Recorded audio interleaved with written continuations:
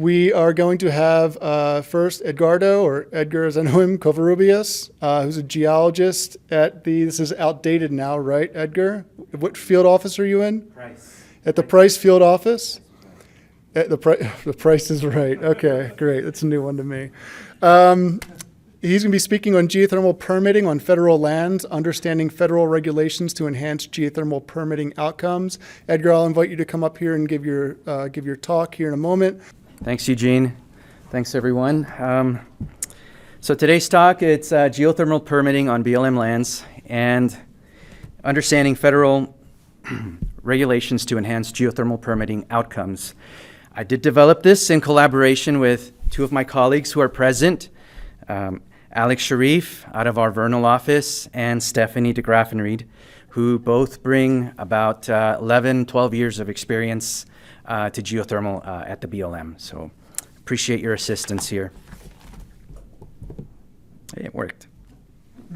So again, my name is Edgar Covarrubias. I'm a geologist at the BLM. I just moved from the Richfield office where I was assisting the Color Country District with some geothermal projects as well as some other mineral projects. I'm now in the Price office, so I'll be assisting, well, that'll be my area of expertise there. A large part of what I do at the BLM is helping translate for proponents like yourselves technical projects into permit-ready actions that can move through the regulatory review more efficiently, predictably. That includes everything from exploration, somebody here from exploration, drilling proposals to environmental review, surface disturbance evaluations, and interdisciplinary team coordination. So herding people to let's move along this project. My background, just like several of us here, started in some oil and gas in Houston. It happens to the best of us, Alex.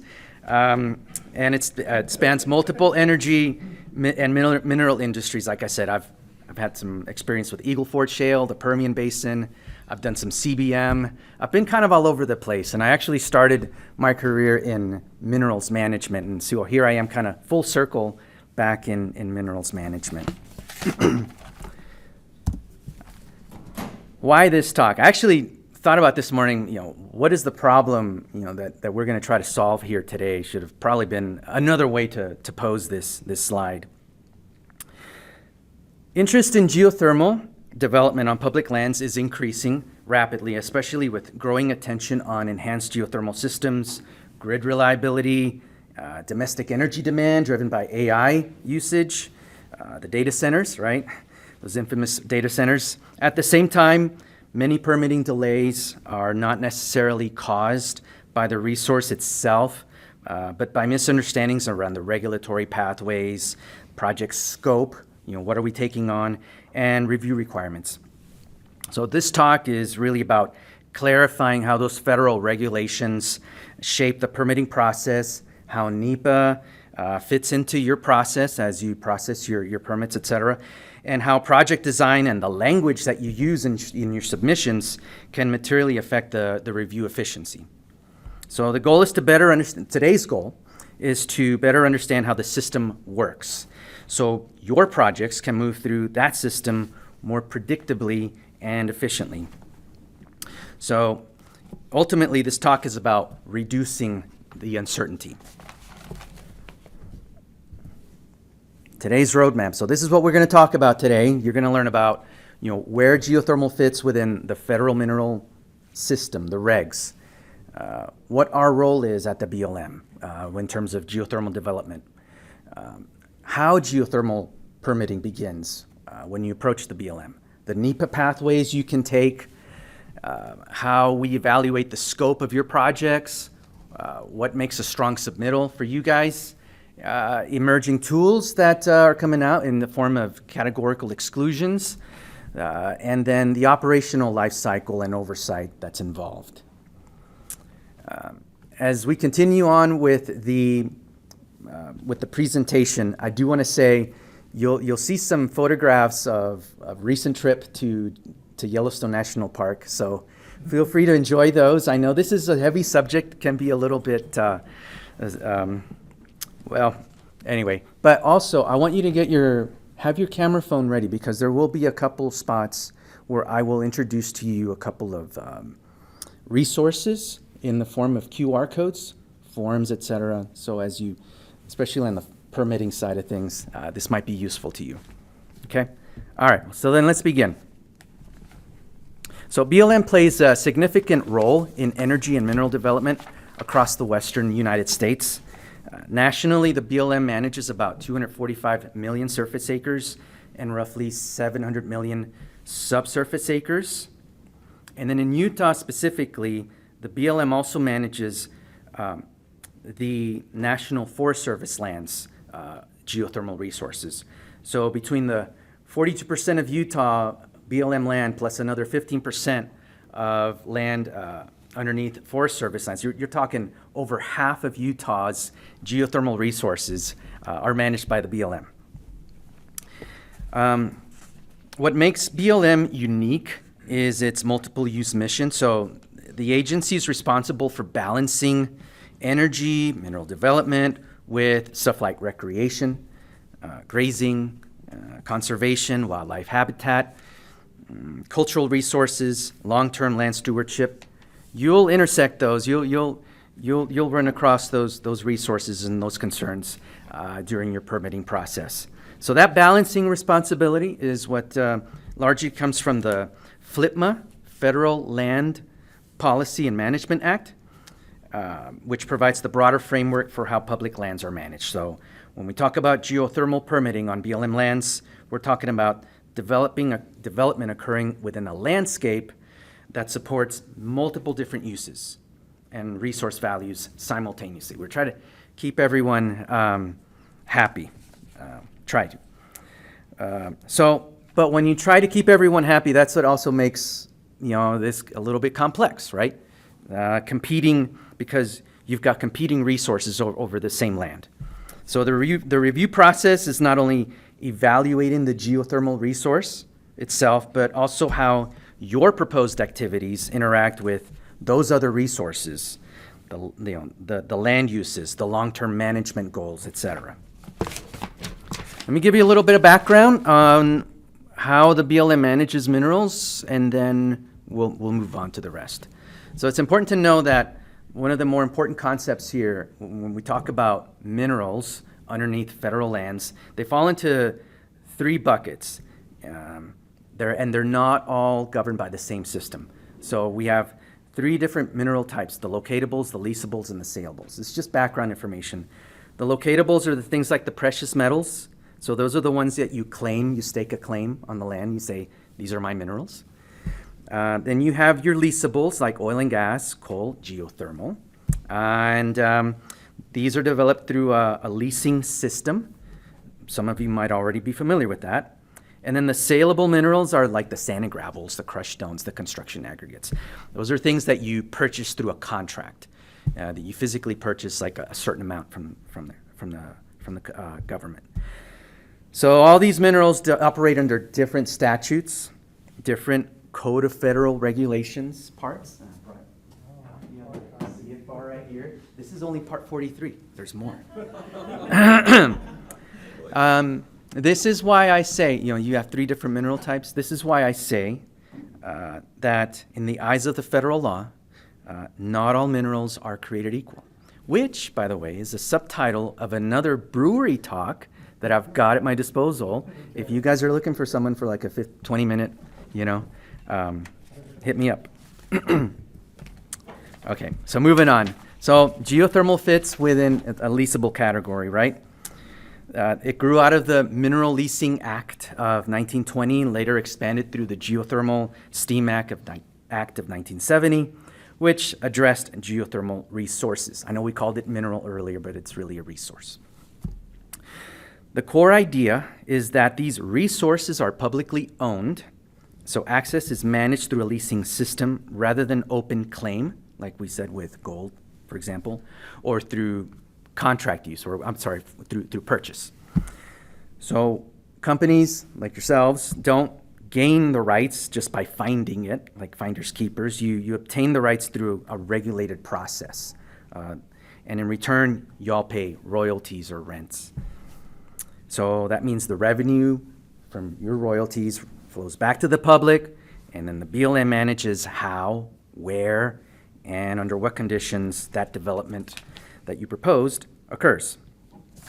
And then this all falls within a certain part of that book right there called 43 CFR 3200.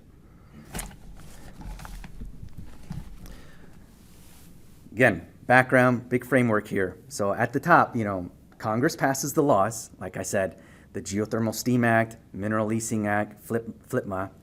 Beneath that are the regulations. There you go. And those regulations, when you submit a project, you're not responding to the statute, the law, you're responding to the Code of Federal Regulations. So the laws don't tell you how to drill a well or submit a notice of intent. That detail lives within the CFR. And then you've got NEPA. NEPA, so we're clear, it doesn't permit your project. NEPA requires us, the BLM, to analyze the impacts of what you're proposing. So NEPA answers the question, what are the impacts that you're proposing? Whereas the CFR answers, what do you need to submit? And we'll get to that in a second. But when your proposals align with the NEPA, the CFR structure, then the review process becomes much more predictable, which is what we want. We want to reduce that uncertainty. For background, so what triggers a federal review? It's triggered by changes in surface conditions or activity.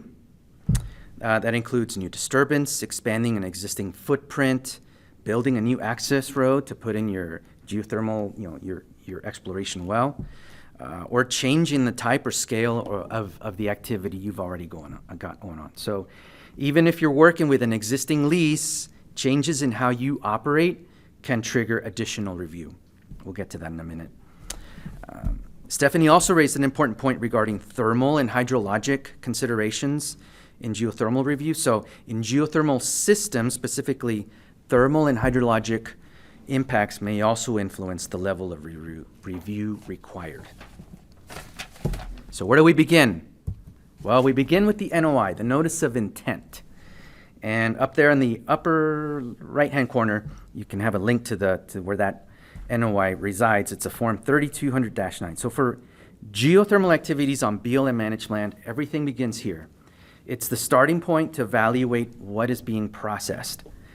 So from there, BLM determines whether your activities qualify as casual use, meaning negligible disturbance, or whether we need to go down the route of additional authorization. If we determine, so you send your NOI to the field office, or in this case, you send a copy to Stephanie. If Stephanie and the team determines it's a casual use, we reject your NOI. I know this is kind of weird, right? It's like you put all this work into your NOI, here you go, and then BLM says, rejected. Well, all that means is that we've documented that we know that you're going to go out into this land, you're going to be out there, and we acknowledge that the work that you're going to do is not going to cause anything but negligible disturbance. If, however, when you submit your NOI and you say, okay, we determined that you're going to need a plan of operations or an exploration plan, then at that point we will trigger a NEPA review, which may take the form of a categorical exclusion, environmental assessment, or an environmental impact statement. So briefly, a categorical exclusion, or CE, is used for categories of activities that have been determined not normally to have significant impacts, environmental effects. And when a project qualifies for a CE and no extraordinary circumstances are present, then the review process can be relatively streamlined. An EA, an environmental assessment, is used when the impacts are a little less certain and require additional analysis. And then an environmental impact statement is reserved for projects where you've got some significant environmental impacts in store. It's a more comprehensive analysis and additional opportunities for public involvement. So it's takes a little longer. Anyway, these are not different permits. These are different levels of environmental review for your project based on the scope, your complexity of the project, potential impacts, etc. So I just mentioned scope. So how do we evaluate your project scope? when evaluating your project submittal, the BLM evaluates stuff like, mentioned it before, surface disturbance, operational phases, related infrastructure, your reclamation plans, access routes, whether additional activities are reasonably expected as part of the overall project. Those factors help define the boundaries of the review process and influence whether a project may qualify for a categorical exclusion or require an environmental assessment or an EIS. The key point is that clear, well-defined project descriptions help the agency more accurately understand project scope and coordinate review, establish a more predictable permitting pathway for you. Okay? So what do you need to do to submit a quality product here? There are several recurring issues that we see as regulators that tend to slow down our review process. Stuff like vague descriptions of disturbance, maps that don't align with the written narrative, outdated or incomplete surveys. By surveys, I mean like the environmental surveys. Maybe you contract someone to do your archaeological survey or your biological survey, et cetera. So you want to have recent and complete surveys and undefined future phases of work. So we see these things all the time. It's not unusual, but they introduce uncertainty into the review process for us. And when that happens, then the BLM has to like pause. Okay, let's start your email chain. Hey, we need this from you. We need that from you. And it becomes a back and forth. We want to avoid that, I know. In contrast, efficient submittals tend to share a few characteristics. Disturbance is qualified early and clearly. Project phases are separated and defined. Alternatives are acknowledged at the appropriate level. Surveys are scoped, again, the environmental surveys are scoped, and the actual disturbance footprint, rather than the entire lease area, is mapped out. So all of these things allow us to review and proceed with your permit without unnecessary back and forth. So early clarity is what we're searching for. It has a direct impact on how long a project takes to review. So, yeah. Let's keep moving. Oh, forgot about that one. All right, take out your phones again. In 2025, the Department of the Interior made a significant shift in how CEs are used. So the BLM adopted a series of categorical exclusions from other federal agencies. And this allows the agency, the BLM, to rely on existing determinations that certain activities do not have significant environmental impacts.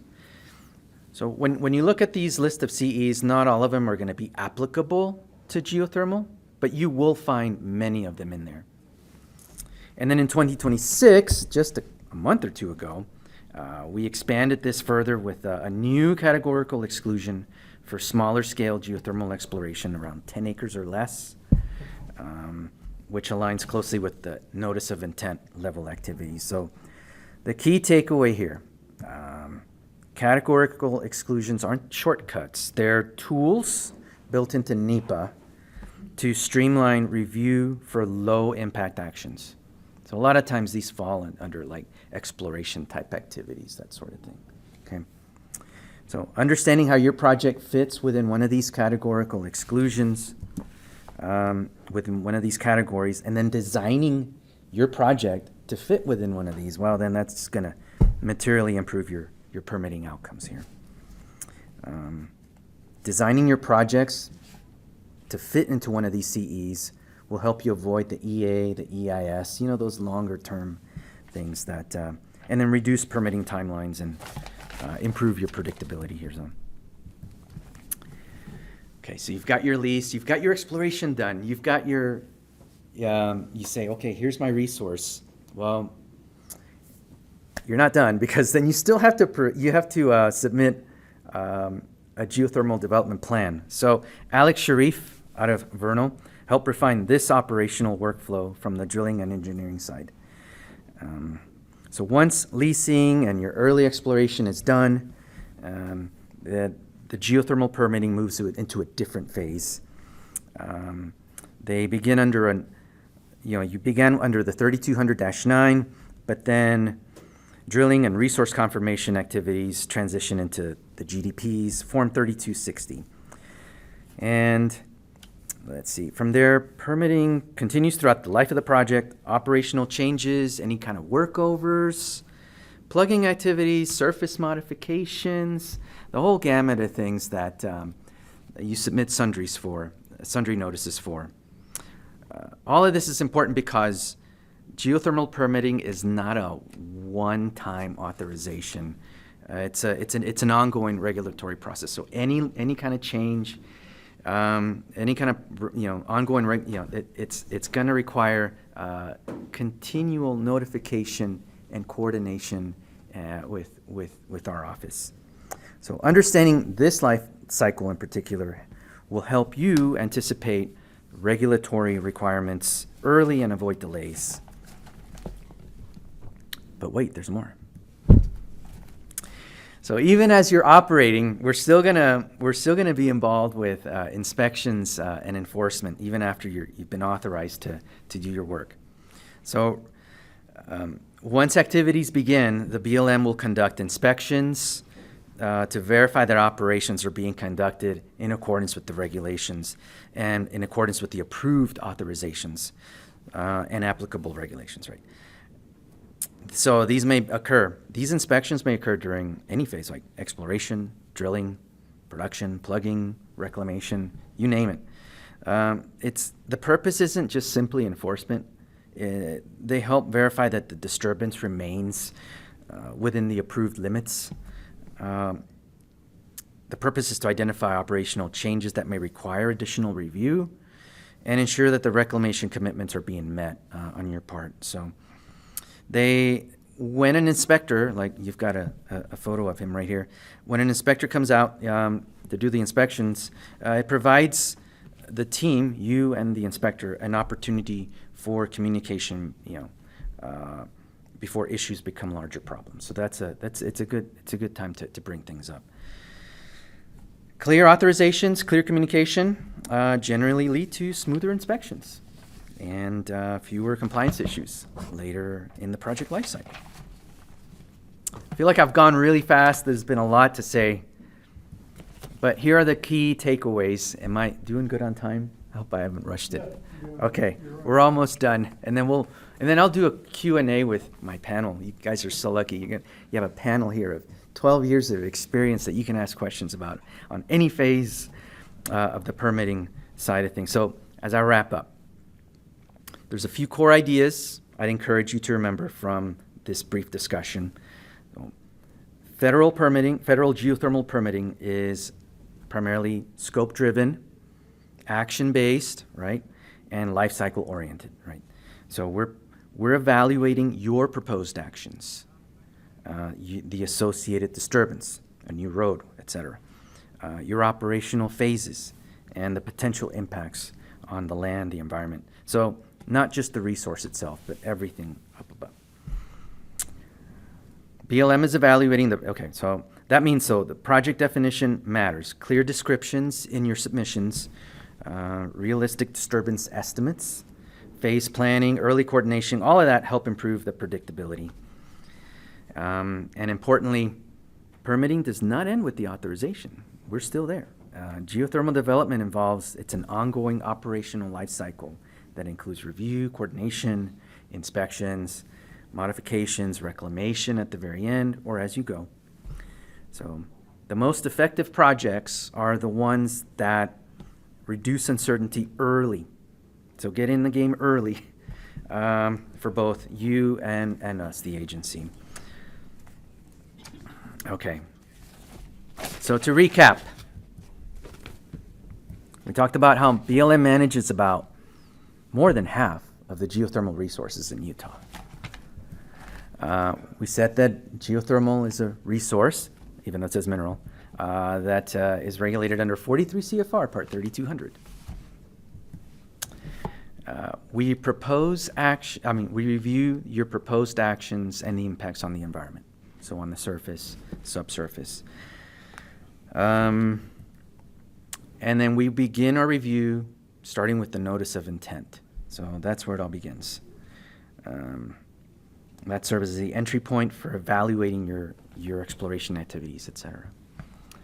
So your project scope drives the review requirements. So what you present, you put on the table for us to evaluate. That's going to tell us, hey, this is going to be likely going to be an EA or a CX. That's what's going to tell us. And then your submittals, good, clean language, clear descriptions, addressing the different points in the NOI. That's what's going to create a more predictable timeline for you, the proponent, to get through, so that your capital doesn't sit on the sidelines too long. And then a well-designed project may qualify for a streamlined review, like one of those CXs, those CEs. I keep calling them CXs. They used to be called CXs. We call them CEs now. And for a streamlined review. So try to get your project to fit into one of those. And then the permitting evolves, right? We're not done with the authorization. We come back, you submit a sundry notice, hey, I'm going to do this, I'm going to do that. I need to go do an inspection. Hey, we got to fix this over here. Did you test the BOP, et cetera? All that's involved. And your final opportunity here to look for some more resources. I wanted to just kind of close it out here. That may be useful to you. So we got the NEPA handbook. That's gonna educate you on everything NEPA, everything about the law itself and how we apply it on the BLM side of things. OpenEI Geothermal Rapid Toolkit. So it's a great consolidation of a lot of different resources from different places. So they consolidate regulatory guidance, permitting pathways, geothermal development information across multiple agencies and jurisdictions. That's a great store. I really recommend that one. And then we have geothermal guidance, BLM geothermal guidance on our website. Stay tuned, because here pretty soon in progress is going to be a BLM geothermal handbook to be published very soon. It's in the works. We've got our fingers crossed. Maybe in the next couple months, maybe by the end of the year, we're hoping. But it's going to provide the roadmap. So like as you go through your workflows and your processes, both the BLM, myself or Stephanie, and you can consult that to make sure that the workflows that you're following everything to the T. It's going to be great for you guys. Okay? All right. So there we go. There's appreciate it. Thank you so much.